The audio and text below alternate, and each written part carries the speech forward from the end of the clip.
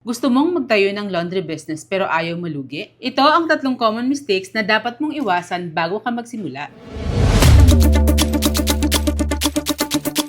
Tip number 1, walang clear target market. Hindi kasi pwedeng lahat ay target natin. Alamin muna natin kung pang social ba to, pang student o pang masa.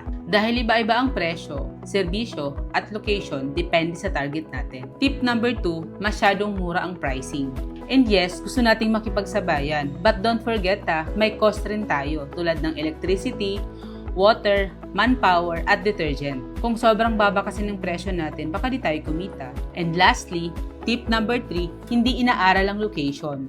Laging tandaan, location is everything. Kahit gaano kaganda ang serbisyo natin, kung wala namang dumadaan at nakatirang malapit, ay baliwala rin.